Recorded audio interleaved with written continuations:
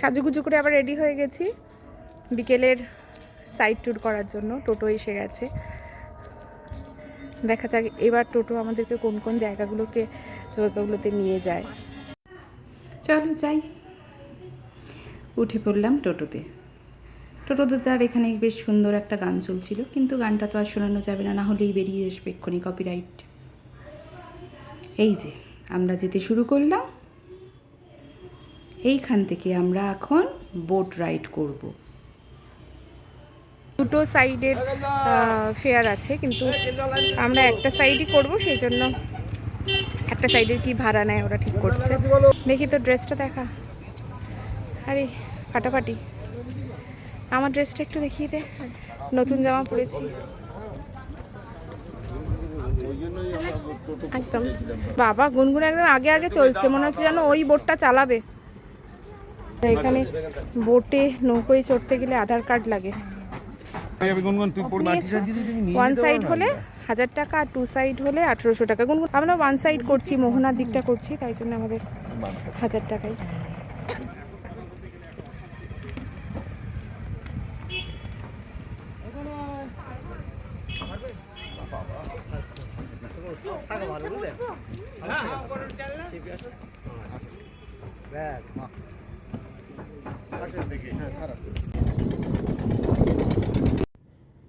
এবার আমরা নৌকোবিহার পর্ব শুরু করলাম। কি সুন্দর লাগছে না পরিবেশটা, বিকেলবেলা একটা ফুরফুরে হাওয়া দিচ্ছে, অসম্ভব সুন্দর।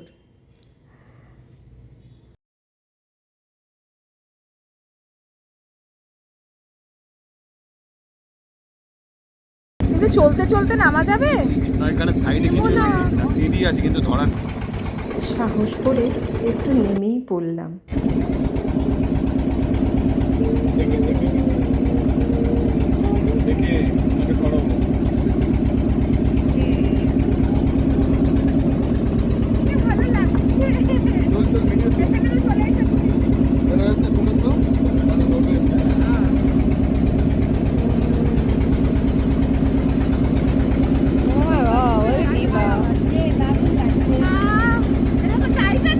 আমি ওটাই বলতে যাচ্ছিলাম, আরে যাক এরকম করে না না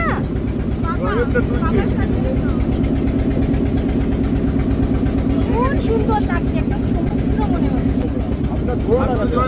হ্যাঁ এটা ছিল টাইটানিকের পোজ, আমি তাই ভাবছিলাম।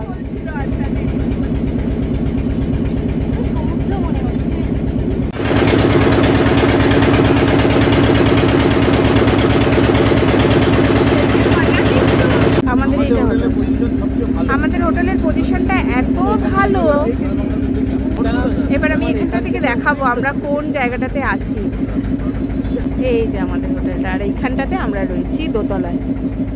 এই জায়গাটাতে আমরা দোতলায় রয়েছি। একদম এত সুন্দর। নৌকা বিহার পর্ব শেষ করে আমরা দেখতে চলে এলাম প্রাক্তন সেনাপ্রধান জেনারেল শঙ্কর রায়চৌধুরীর বাড়ি। ওনার বাড়ি দুর্গা দালান আছে, ওই পাশটা দিয়ে, এইটা বাইশটা দিয়ে দুর্গা দালান আছে, দেখে আসি। হ্যাঁ পড়ে যাচ্ছিলাম। সেই গয়নার বাক্সর বাড়ি।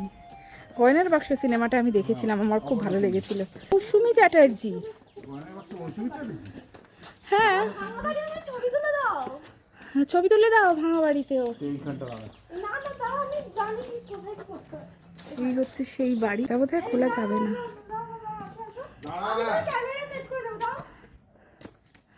হ্যাঁ একটু তুলে দাও না ওকে ছবিটা। না না ওর পছন্দ অনুযায়ী তুলে দাও। এই হচ্ছে দুর্গা দালান। এখন দুর্গাপুজো হয় মনে হচ্ছে, যে ঘট বসানো আছে না? হ্যাঁ ঘট বসানো আছে। কোথায়? গয়নার বাক্সের এই বাড়িটার সাথে আবার কত বড় একটা বাগান, কত কত গাছ, কি সুন্দর লাগছে দেখতে, তাই না? কত বড় বাগানটা দেখুন তো।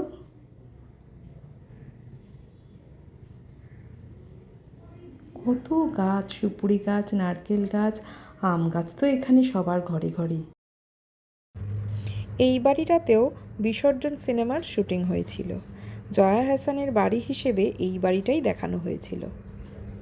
এটা আমার মনে আছে, কেন কেন এটা ক্লিপিংস গুলো দেখাতো না, তখন দেখাতো সিনেমাটা কিসের ব্যাপার আমি তো জানি না। আবির চ্যাটার্জি সেই বিসর্জন সিনেমা।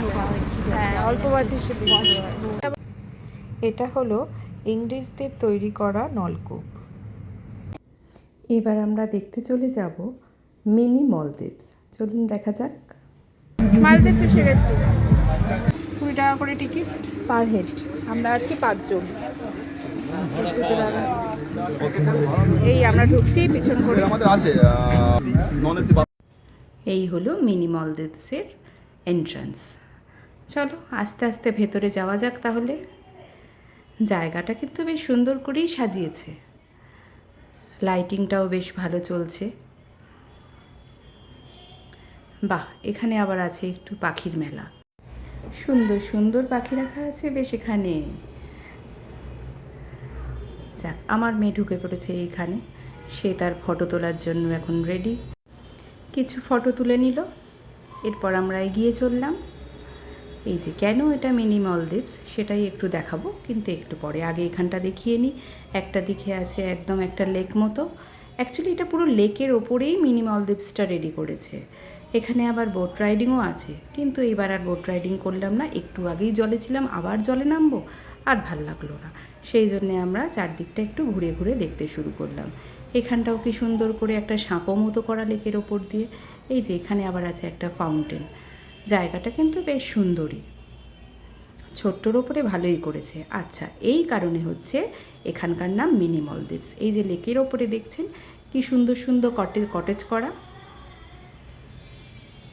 এপাশে এখনও কনস্ট্রাকশন চলছে। ট্যুরিস্ট স্পট হিসেবে কিন্তু বেশ ভালো জায়গা। এখানে এসে থাকতেও পারবেন একটা রাত, ভালোও লাগবে।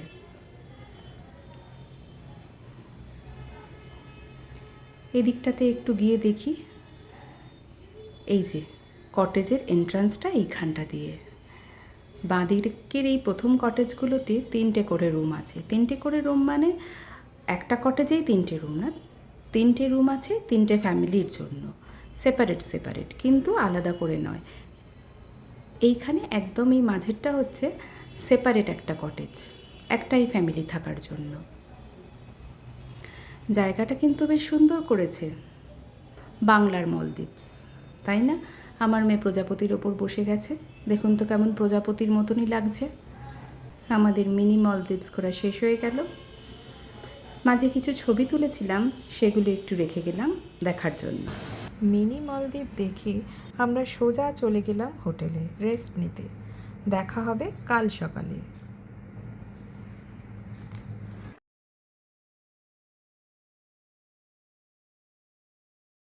গুড মর্নিং সকলকে। টাকির নেক্সট দিন, একটা সুন্দর সকাল। এত সুন্দর একটা জায়গায় দাঁড়িয়ে আছি না, তোমরা দেখো কীরকম লাগে। এটা আমাদের হোটেলের বারান্দা থেকে। কি সুন্দর লাগছে না উপর থেকে দেখতে। এটা হচ্ছে হোটেলের লুকটা, একদম নদীর পাড়ে, নদীর ধারে।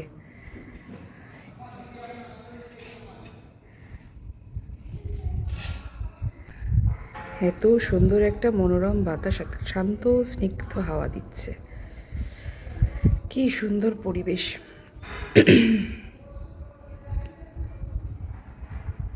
ভালো লাগলো না জায়গাটা?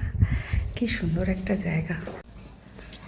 চলো একটু ঘুরতে বেরিয়েছি মানে একটু মানে এই জায়গাটা একটু হাঁটতে বেরিয়েছি, একটু গ্রামের দিকটা, ভেতর দিকটা একটু দেখিয়ে আসি, দেখি কেমন। দেখুন কত বড় আম গাছ, আর আমগুলো কেমন হাতের নাগালের সামনে এসে গেছে। হাত বাড়ালেই আম পাবেন। এখানে এত আম গাছ, আর প্রত্যেকটা গাছে এত ফলন হয়েছে আমের, কি ভালো লাগছে দেখতে। আর রাস্তার ডান দিক বাঁ দিক যেদিকেই তাকান না কেন, এপাশে ওপাশে খালি পুকুর দেখতে পাবেন। এখানে আবার কি সুন্দর একটা সুপুরি গাছ। আগের দিন বোধহয় কোনো অনুষ্ঠান হয়েছিল, তার জন্য সব চেয়ার পাতা রয়েছে এখানে। চলুন এবারে হোটেলে ফিরে যাওয়া যাক, আমাদের আবার ব্রেকফাস্টের সময় হয়ে গেছে। ব্রেকফাস্ট টেবিলে বসে গেছি যথারীতি। 10টা বেজে গেছে, 10টা না 10:30 বেজে গেছে, তাই না? হ্যাঁ 10:30 বাজে এখন। একটু দেখাই আজকে কি কি আছে।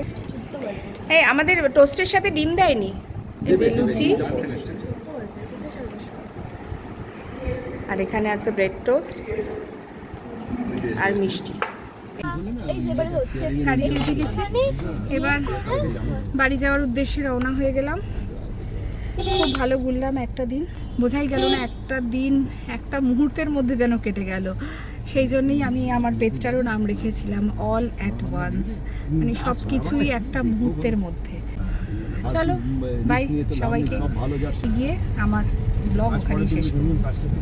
দেখা যাক রাস্তায় কিছু যদি দেখাতে পারি, বা রাস্তায় যদি কোথাও নামি টামি তখন দেখাবো। টাটা।